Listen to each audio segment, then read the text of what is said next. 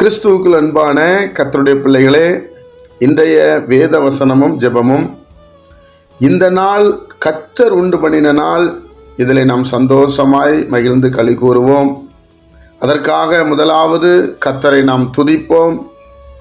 கர்த்தருடைய வேத வசனத்தை நல்லா தியானிப்போம், நல்ல ஜெபம் பண்ணுவோம். இன்றைக்கு நீங்கள் வேத வசனத்தை தியானித்து ஜெபத்தோடு உங்கள் வாழ்க்கையை தொடங்குங்க.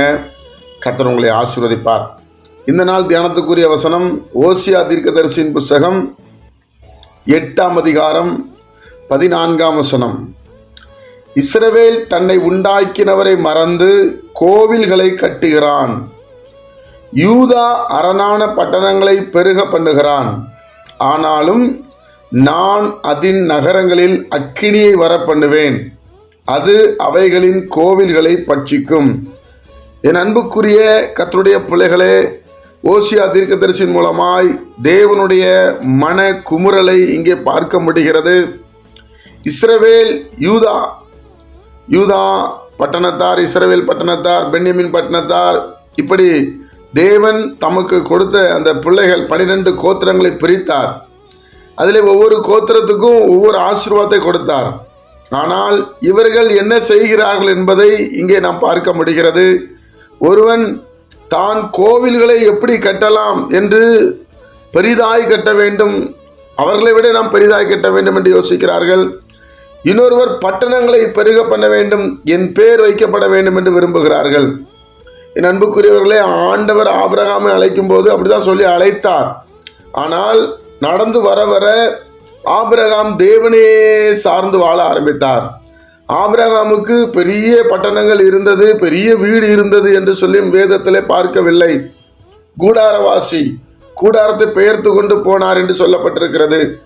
புதிய ஏற்பாட்டு காலத்தில் தான் இயேசு கிறிஸ்து பரலோகத்தில் பொக்கிஷத்தை சேர்த்து வைங்க, பூமியில் சேர்த்து வைக்காதீங்கன்னு சொன்னார் நம்ம நினைக்கிறோம். ஆனால் ஓசியா தீர்க்கதரிசியின் மூலமாய் இங்கே தன்னுடைய ஜனங்களுடைய எல்லா நடக்கையை பார்த்து ஆண்டவர் சொல்லியிருக்கிறார், கோவில்களை கட்டுகிறதுல நீங்க பிரியமா இருக்கிறீங்க.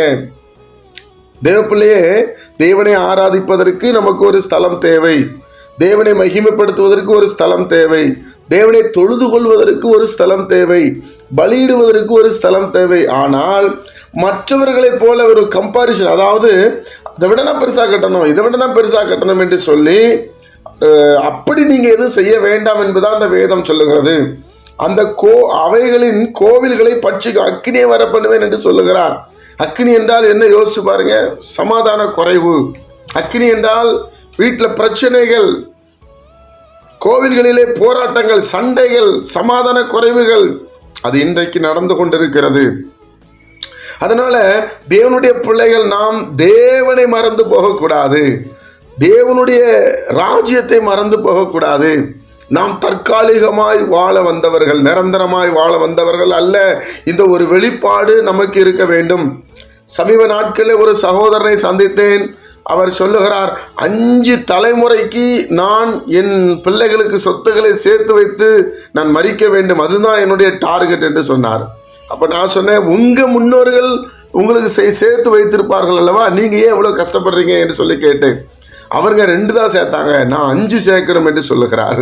பிரியமானவர்களே, இன்னைக்கு மரிச்சா நம்மளை எப்படி அடக்கம் பண்ணுவாங்கன்னு நமக்கே தெரியாது.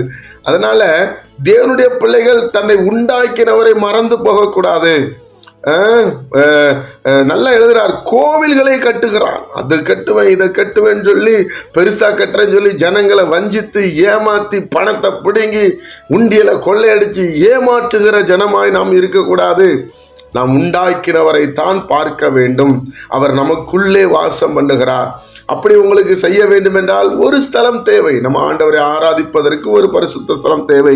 அது ஆண்டவரை தர உண்மையுள்ளவராயிருக்கிறார். ஜெப ஆலயங்கள் இருக்கிறது, இருக்கிற ஆலயத்தில் கர்த்தரை தொழுது கொள்வதற்கு.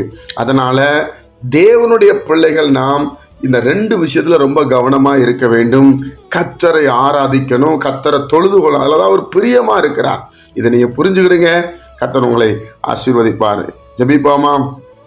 பரிசுத்த பிதாவே, உம்முடைய குமாரன் இயேசு கிறிஸ்துவின் நாமத்தில் நாங்கள் வருகிறோம்ப்பா. நாங்கள் ஆண்டவரை எது மேலே வாஞ்சியாக இருக்கிறோம். ஆண்டவரே, ஆலயம் கட்டுவதில் நீர் வாஞ்சியாக இருக்கிறீர். ஆனால் அதில் ஜனங்கள் வந்து ஆராதிக்கணுமே, ஜனங்களுமே உயர்த்தணுமே, நான் பெருசாக கட்டிட்டேன்னு சொல்வதற்கு அல்ல சுவாமி. அப்படிப்பட்ட இருதயம் எங்கிட்ட இருந்தால் எடுத்து போட்டுருங்க.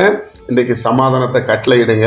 இந்த கேட்கிற ஒவ்வொரு பிள்ளைகளும் ஆசீர்வாதமாக இருக்கட்டும்.